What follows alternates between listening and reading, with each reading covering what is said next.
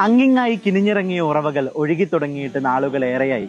കാട്ടുചോലകളിലൂടെ, കൈവഴികളിലൂടെ, ചെറു തോടുകളായി, പുഴകളായി ഒഴുകി കടലും കടന്നെത്തിയ തെളിനീരുറവകൾ മഹാസമുദ്രമായി മാറുന്ന അത്ഭുത പ്രതിഭാസത്തിന് സാക്ഷിയാവാൻ ഭാഗ്യം ലഭിച്ച മണ്ണ് കുണിയ.